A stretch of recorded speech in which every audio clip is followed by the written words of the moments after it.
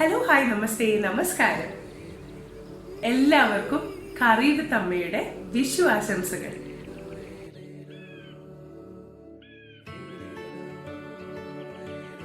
കേരള സദ്യയിലെ ഒട്ടുമിക്ക സദ്യ റെസിപ്പീസും അമ്മ ഷെയർ ചെയ്ത് കഴിഞ്ഞു.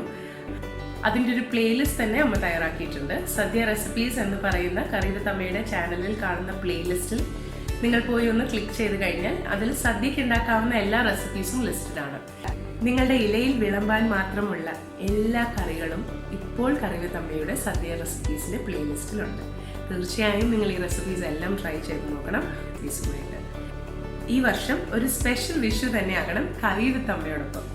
അപ്പോൾ ഇന്ന് കറീവ് തമ്മയിലൂടെ അമ്മ മറ്റൊരു സദ്യ റെസിപ്പിയുമായിട്ടാണ് വന്നിരിക്കുന്നത്. അതൊരു പ്രഥമൻ തന്നെയാണ്, അടപ്രഥമൻ. അടപ്രഥമന്റെ അട വീട്ടിൽ തന്നെ എങ്ങനെ നമുക്ക് തയ്യാറാക്കി എടുക്കാമെന്നുള്ള റെസിപ്പി അമ്മ നേരത്തെ ഒരു വീഡിയോയിൽ കാണിച്ചിരുന്നു. നിങ്ങൾ തീർച്ചയായും വീട്ടിൽ തന്നെ അട തയ്യാറാക്കി ഈ പറയുന്ന റെസിപ്പിയിലെ അടപ്രഥമനും കൂടി നിങ്ങൾ ട്രൈ ചെയ്ത് നോക്കണം. ഇത് സദ്യ റെസിപ്പി. അപ്പോൾ എല്ലാവരും ഞാൻ പറഞ്ഞ പോലെ നമ്മളുടെ ചാനൽ സബ്സ്ക്രൈബ് ചെയ്യുക, വീഡിയോസ് എല്ലാം ലൈക്ക് ചെയ്യുക, നിങ്ങളുടെ ഫീഡ്ബാക്കും സജഷൻസും ഒക്കെ ഞങ്ങളെ അറിയിക്കുക. അപ്പോൾ അമ്മയുടെ സ്പെഷ്യൽ അടപ്രഥമനിലേക്ക്.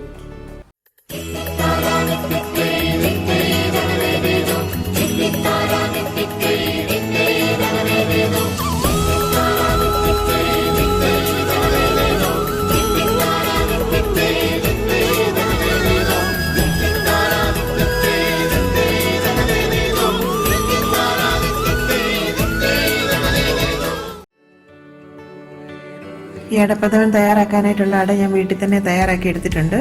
അതിൻ്റെ റെസിപ്പി ഞാൻ നേരത്തെ അപ്ലോഡ് ചെയ്തിരുന്നു. കാണാത്തവരായിട്ടുണ്ടെന്നുണ്ടെങ്കിൽ ആ വീഡിയോ ഒന്ന് കണ്ടു നോക്കണം. അതിനുശേഷം അട ഇതുപോലെ തയ്യാറാക്കി എടുക്കാൻ ശ്രമിക്കണം. അപ്പോൾ ഇതുപോലെ നല്ല സോഫ്റ്റ് ആയിട്ടുള്ള അട തന്നെ വീട്ടിൽ തന്നെ അണിഞ്ഞെടുക്കാൻ സാധിക്കും. ഇതൊരു 250 ഗ്രാം അടയുണ്ട് കേട്ടോ. അപ്പോൾ ഇതുപോലെയുള്ള മട്ട പച്ചരി കൊണ്ട് തയ്യാറാക്കി എടുത്തിരിക്കുന്ന അടയാണ്. ഒന്നാം പാല് ഒരു ഗ്ലാസ് ഞാൻ എടുത്തിട്ടുണ്ട്. 300 ml ഗ്ലാസ്സിൽ ഒരു ഗ്ലാസ് എടുത്തിട്ടുണ്ട്. രണ്ടാം പാൽ ഒരു 3 ഗ്ലാസ് എടുത്തിട്ടുണ്ട്. ഏകദേശം ഒരു 2 തേങ്ങയുടെ പാലാണ് ഞാൻ ഇതിലൂടെ എടുത്തിരിക്കുന്നത് കേട്ടോ. ഇതിന് മൂന്നാം പാൽ ഞാൻ എടുത്തിട്ടില്ല, അതിൻ്റെ ആവശ്യമില്ല. നമ്മൾ കുറച്ച് ക്വാണ്ടിറ്റി അല്ലേ ഉണ്ടാക്കുന്നുള്ളൂ. കൂടുതൽ ക്വാണ്ടിറ്റി ഒക്കെ ഉണ്ടാക്കുകയാണെങ്കിൽ മൂന്നാം പാലിൻ്റെ ഒക്കെ ആവശ്യമുള്ളൂ. പിന്നെ ശുദ്ധമായ പശുവിൻ നെയ്യ്, അത് ഏകദേശം ഒരു 3-4 ടേബിൾ സ്പൂൺ എടുത്തിട്ടുണ്ട്. ഉണക്കമുന്തിരി അല്ലെങ്കിൽ കിസ്മിസ് 1 ടേബിൾ സ്പൂൺ എടുത്തിട്ടുണ്ട്. അണ്ടിപ്പരിപ്പ് 2ആയിട്ട് സ്പ്ലിറ്റ് ചെയ്ത് വെച്ചിരിക്കുന്നതാണ്, അത് ഏകദേശം ഒരു 20 എണ്ണം ഉണ്ട്.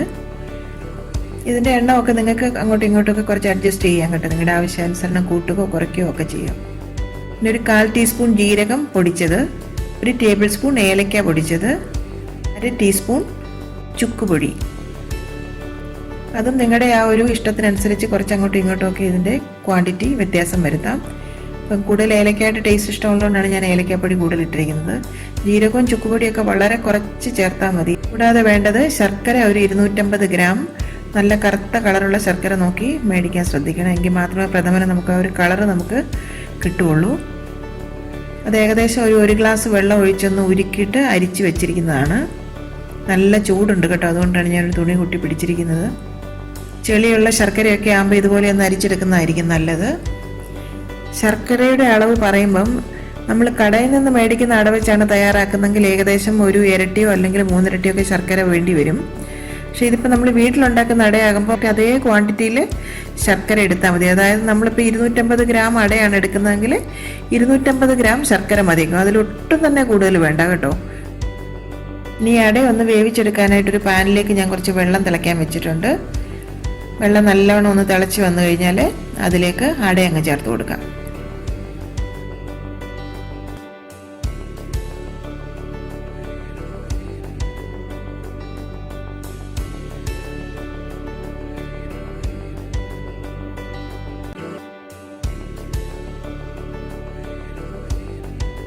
മുഴുവൻ അടയും ഞാനങ്ങ് ചേർത്ത് കൊടുത്തിട്ടുണ്ട്. ഇനി ആ വെള്ളം വീണ്ടും ഒന്ന് വെട്ടി തിളച്ച് വരട്ടെ, നമുക്കൊന്ന് വെയിറ്റ് ചെയ്യാം.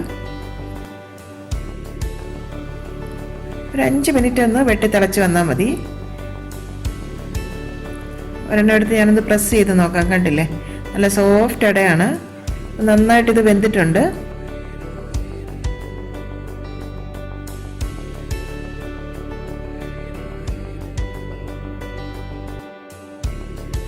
ഇനി നമുക്കൊന്ന് വെള്ളം ഡ്രെയിൻ ചെയ്ത് മാറ്റിയെടുക്കാം. ഇനി അതല്ലെങ്കിൽ കുറച്ച് നേരം ഒന്ന് തിളച്ച വെള്ളത്തിലൊന്ന് ഇട്ട് വെച്ചിരുന്നാലും മതി കേട്ടോ. ഇനി പായസം തയ്യാറാക്കാനായിട്ട് ഒരു ഉരുളി ഞാൻ സ്റ്റൗ വെച്ചിട്ടുണ്ട്. അതിലേക്ക് ഒരു ടേബിൾ സ്പൂൺ നെയ്യ് ഒന്ന് ചേർത്ത് കൊടുക്കാം.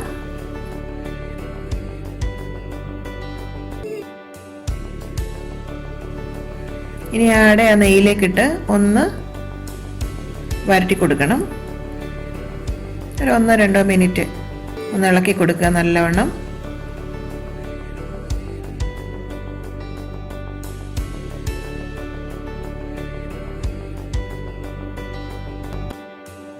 ഇനി അതിലേക്ക് ആ ശർക്കരപ്പാനി നമുക്കങ്ങ് ചേർത്ത് കൊടുക്കാം.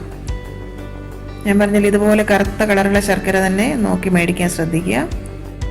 കറക്റ്റ് അതേ ക്വാണ്ടിറ്റിയിൽ ശർക്കര എടുത്താൽ മതി. അതായത് നമ്മളിപ്പോൾ 250 ഗ്രാം അടയാണ് എടുക്കുന്നതെങ്കിൽ 250 ഗ്രാം ശർക്കര മതിയാകും. അതിലൊട്ടും തന്നെ കൂടുതൽ വേണ്ട കേട്ടോ. പായസത്തിന് മധുരം കൂടിപ്പോയി കഴിഞ്ഞാൽ നമുക്ക് കഴിക്കാൻ പറ്റില്ല. അപ്പം വീട്ടിലുണ്ടാക്കുന്ന അടയാകുമ്പോൾ നമുക്ക് പായസത്തിന് പൊലിപ്പും കുറവായിരിക്കും. അതുപോലെ ശർക്കരയുടെ അളവും കുറച്ച് മതി. വെച്ച് കഴിഞ്ഞാൽ അതേ ക്വാണ്ടിറ്റിയിലുള്ള ശർക്കര എടുത്താൽ മതിയാകും കേട്ടോ. അത് പ്രത്യേകം ശ്രദ്ധിക്കണം. അല്ലാന്നുണ്ടെങ്കിൽ മധുരം ഭയങ്കരമായിട്ട് കൂടിപ്പോവും. സാധാരണ അടപ്രഥമനൊക്കെ തയ്യാറാക്കുമ്പോൾ ഇരട്ടി ശർക്കര അല്ലെങ്കിൽ 3 ഇരട്ടി ശർക്കരയൊക്കെ ചേർത്തിട്ടാണ് തയ്യാറാക്കുന്നത്. അത് നമ്മൾ കടയിൽ നിന്ന് മേടിക്കുന്ന അടയാണെങ്കിൽ അത്രയും വേണ്ടി വരും, ശരിയായിരിക്കും. പക്ഷേ ഇതിനത്രയും ആവശ്യമില്ല. ഇനി കൂടുതൽ മധുരം ഇതിലും വേണമെന്നുണ്ടെന്നുണ്ടെങ്കിൽ ഒരു 100 ഗ്രാം കൂടെ ശർക്കര വേണമെങ്കിൽ നിങ്ങൾക്ക് ചേർത്ത് കൊടുക്കാം. ശരിക്കും പറഞ്ഞാൽ ആവശ്യമില്ല. ഇത് കറക്റ്റ് ഒരു മധുരമാണ് ഞാനിപ്പോൾ ചേർത്തിരിക്കുന്നത്. കൂടുതലായിട്ട് മധുരമായാലും പായസം കഴിക്കാൻ ബുദ്ധിമുട്ടല്ലേ. ഇനി ആ ശർക്കരയൊക്കെ നല്ലവണ്ണം ഒന്ന് തിളച്ച് വന്ന് ആ പാനിയിൽ കിടന്ന അടയൊക്കെ നന്നായിട്ടൊന്ന് വരണ്ട് വരണം കേട്ടോ. ഒരു കാര്യം ശ്രദ്ധിക്കേണ്ടത്, അട നന്നായിട്ട് കുക്ക് ചെയ്തതിന് ശേഷമേ നമ്മൾ ശർക്കരപ്പാനിയിലേക്ക് അട ചേർക്കാവൂ. അതിന് മുമ്പ് നമ്മൾ ചേർത്ത് കഴിഞ്ഞാൽ അട കല്ലിച്ചു പോകും. ശർക്കരയിൽ കിടന്ന് ഒരിക്കലും അട വേവത്തില്ല.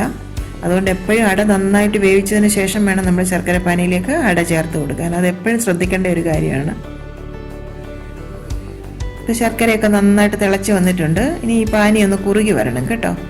അടയിലേക്കൊക്കെ ശർക്കര നല്ലവണ്ണം ഒന്ന് പിടിച്ചു വരണം. തിരുവനന്തപുരത്ത് സദ്യക്കൊക്കെ ഞാൻ കഴിച്ചിട്ടുണ്ട് ഇതുപോലെ അടപ്രഥമൻ നല്ലൊരു ടേസ്റ്റോടുകൂടി. അതിൽ ശരിക്കും അവരൊരു ഈ മട്ടിപ്പഴം എന്ന് പറഞ്ഞൊരു പഴം തിരുവനന്തപുരം സൈഡിലൊക്കെ കിട്ടും. അത് ശരിക്കും നല്ലൊരു സ്വാദാണ് അത് ചേർക്കുമ്പം കേട്ടോ.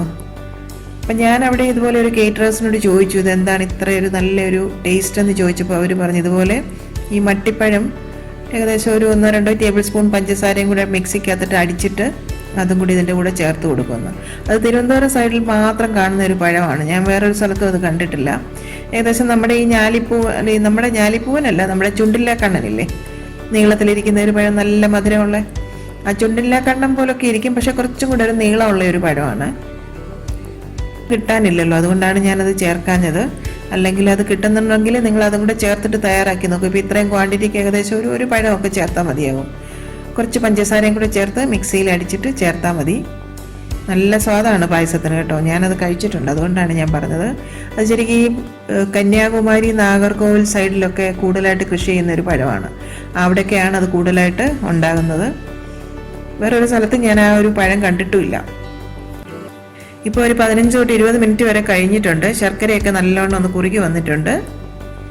ഈ സമയത്ത് നമുക്കതിലേക്ക് 2ാം പാൽ അങ്ങ് ചേർത്ത് കൊടുക്കാം.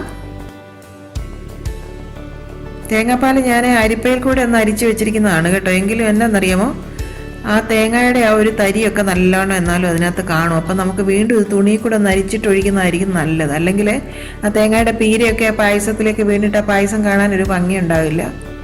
പണ്ടൊക്കെ തേങ്ങാപ്പാൽ എടുക്കുമ്പോൾ എന്ന് പറഞ്ഞു കഴിഞ്ഞാൽ അത് ഇതുപോലെ തുണി കൂടാണ് പിഴിഞ്ഞെടുക്കുന്നത്. മിക്സിയിൽ അടിക്കുകയൊന്നും അല്ലല്ലോ പണ്ട് ചെയ്തുകൊണ്ടിരുന്നത്. അപ്പം നമ്മൾ മിക്സിയിൽ അടിച്ചെടുക്കുമല്ലേ. അപ്പോൾ ഇതുപോലെ ആ അരിപ്പയിലോട്ട് ഒരു തുണിയും കൂടെ ഒന്ന് വെച്ചിട്ട് അതിൽ കൂടെ ആ തേങ്ങാപ്പാൽ ഒന്നുകൂടെ ഒന്ന് അരിച്ചങ്ങൊഴിച്ചാൽ നന്നായിരിക്കും. അപ്പോൾ ആ തേങ്ങയുടെ തരിയൊന്നും പായസത്തിലേക്ക് ഒട്ടും വീഴുകയില്ല.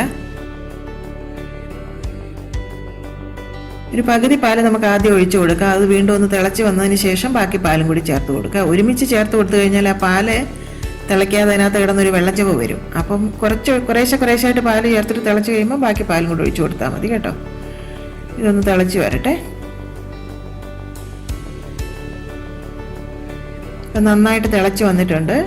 ഇനി ബാക്കി തേങ്ങാപ്പാലും കൂടി നമുക്ക് ഇതുപോലെ തുണി കൂടെ അങ്ങ് അരിച്ച് ഒഴിച്ചു കൊടുക്കാം.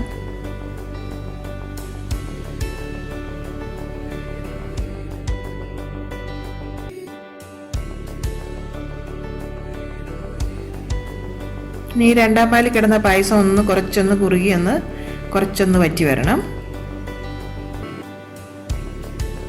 ഈ ഒരു സമയത്ത് ആ രണ്ടാം പാലിൽ ഞാനൊരു അരക്കപ്പ് പാല് മാറ്റി വെച്ചിരുന്നു. അതിലേക്ക് ആ പൊടികളൊക്കെ ഒന്ന് ചേർത്ത് കൊടുക്കുക. ഏലക്കാപ്പൊടിയും ജീരകവും ചുക്ക് പൊടിയും ഇതെല്ലാം കൂടെ ഒന്ന് ചേർത്തിട്ട് ഒട്ടും കട്ടയില്ലാതെ ഒന്ന് മിക്സാക്കി എടുക്കാം. ഇപ്പോൾ കട്ടയൊക്കെ പോയി കിട്ടിയിട്ടുണ്ട്. നമുക്കിതൊന്ന് മാറ്റി വെക്കാം.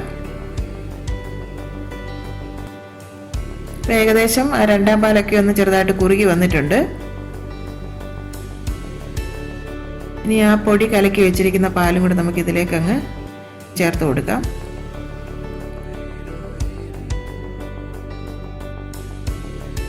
ഈ അടപ്രഥമൻ എന്നൊക്കെ പറയുമ്പോൾ നമ്മൾ അരിയുടെ അടയല്ലേ ഇട്ടിരിക്കുന്നത്. അപ്പോൾ അത് വാങ്ങി വെച്ചതിന് ശേഷം ഇരുന്ന് പെട്ടെന്ന് തന്നെ കുറുകി വരും കേട്ടോ. അത് കണക്കാക്കിയിട്ട് വേണം നമ്മൾ ഫ്ലെയിം ഓഫ് ചെയ്യാനായിട്ട്. ഇപ്പോൾ ഒരു 20 മിനിറ്റോളം കഴിഞ്ഞിട്ടുണ്ട്. ഇപ്പോൾ നന്നായിട്ട് പായസം കുറുകി വന്നിട്ടുണ്ട്. ഇനി നമുക്കതിലേക്ക് ഒന്നാം പാലങ്ങ് ചേർത്ത് കൊടുക്കാം. ഫ്ലെയിം ഒന്ന് ലോയിലേക്ക് ആക്കി വെക്കുക. അത് ഇതുപോലെ തുണിയിൽ കൂടെ വീണ്ടും ഒന്ന് അരിച്ചൊഴിക്കാം. ഒന്നാം പാലാകുമ്പോൾ ആ തുണിയിൽ കൂടെ ഒന്ന് പോകാനായിട്ട് കുറച്ച് സമയം എടുക്കും. ആ സ്പൂൺ കൊണ്ട് നല്ലവണ്ണം ഒന്ന് ഇളക്കി കൊടുക്കാം. ഇതിപ്പോൾ കുറച്ചുകൂടെ കട്ടിയുള്ള പാലല്ലേ.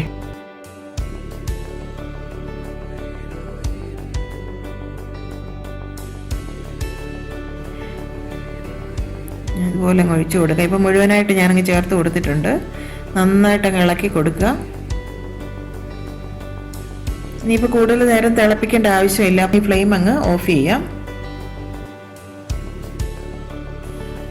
ഇനി നമുക്ക് അണ്ടിപ്പരിപ്പും കിസ്മിസും ഒക്കെ ഒന്ന് വറുത്ത് പായസത്തിലേക്ക് ഇടണമല്ലോ. അതിനായിട്ട് ഞാനൊരു പാൻ അടുപ്പി വെച്ചു. അതിലേക്ക് ഒരു 1/2 ടേബിൾ സ്പൂൺ നെയ്യ് ചേർത്ത് കൊടുക്കാം.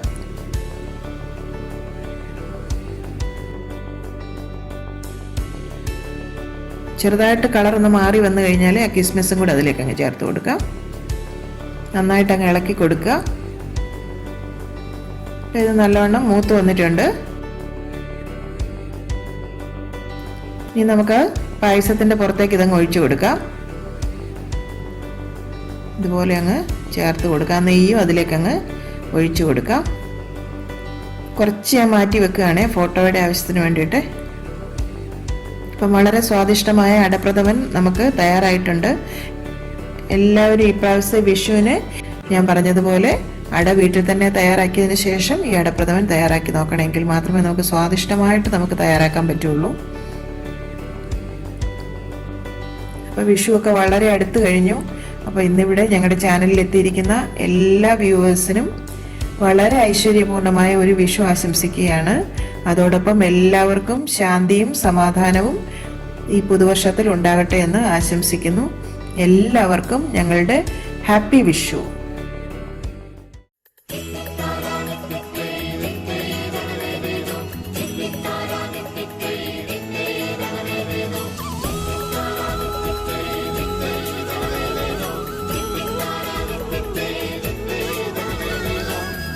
എൻ്റെ അമ്മയുടെ ഇന്നത്തെ ഈ റെസിപ്പി നിങ്ങൾക്ക് ഇഷ്ടമായെങ്കിൽ ഈ വീഡിയോ നിങ്ങൾ തീർച്ചയായും ലൈക്ക് ചെയ്ത് ഷെയർ ചെയ്ത് ഞങ്ങളെ സപ്പോർട്ട് ചെയ്യണം. ഒപ്പം തന്നെ കറിയുടെ തമ്മ സബ്സ്ക്രൈബ് ചെയ്യാനും ബെല്ലൈക്കൺ ക്ലിക്ക് ചെയ്യാനും മറക്കരുത്. പെട്ടെന്ന് തന്നെ ഞാനും അമ്മയും മറ്റൊരു റെസിപ്പിയുമായി എത്തും. അതുവരേക്കും നന്ദി. Good bye.